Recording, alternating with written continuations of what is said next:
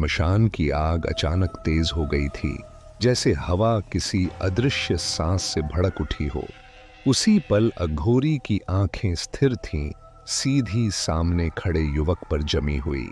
युवक का शरीर पसीने से भीग चुका था, क्योंकि अघोरी की नजरों में उसे अपना पूरा जीवन उल्टा चलता हुआ महसूस हो रहा था।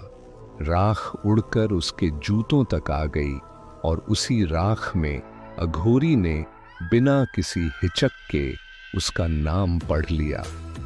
वो नाम जो उस युवक के मुताबिक दुनिया में किसी को नहीं पता होना चाहिए था। युवक का नाम आदित्य था। वो शहर की भागदौड़ से दूर एक पुरानी रिसर्च के लिए इस श्मशान के पास आया था। रात का समय, सुनसान रास्ता और दूर तक फैली राख की बदबू, सब कुछ उसे असहज कर रहा था।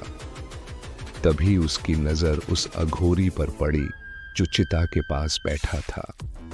अघोरी की जटाएं राख से भरी थीं और उसकी आंखों में कोई उम्र नहीं दिखती थी।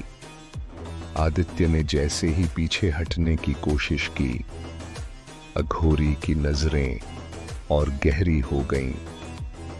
अगले ही पल आदित्य को लगा जैसे उसके कानों में दिल की धड़कन नहीं, बल्कि किसी और की सांसें गूंज रही हों। उसका दिमाग अचानक बचपन की तस्वीरों से भर गया। मां का चेहरा, अस्पताल की सफेद रोशनी और जन्म से ठीक पहले की अजीब सी बेचैनी। उसे याद आया कि उसकी मां हमेशा कहती थी कि उसके जन्म की रात कुछ गलत हुआ था।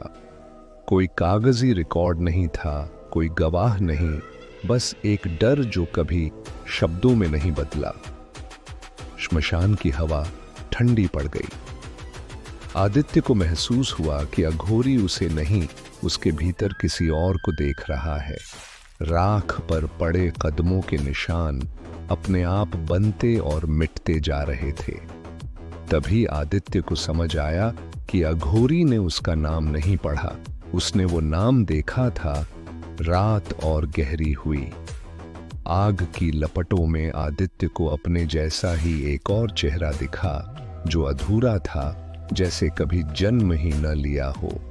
उसी पल उसे एहसास हुआ कि उसकी मां ने एक नहीं, 2 बच्चों को जन्म देना था। दूसरा बच्चा उसी रात मर गया था, नाम रखे जाने से पहले। अघोरी की नजरें अंत में चिता की आग पर टिक गईं। आदित्य को लगा जैसे कोई बोझ उसके सीने से उतर रहा हो और साथ ही कोई खालीपन हमेशा के लिए भर गया हो।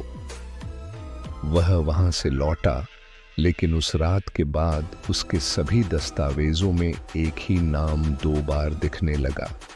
और सबसे अजीब बात, आदित्य को अब कभी अपना नाम सुनकर चौंक नहीं लगती थी, जैसे वो नाम उसका अकेले का नहीं रहा हो।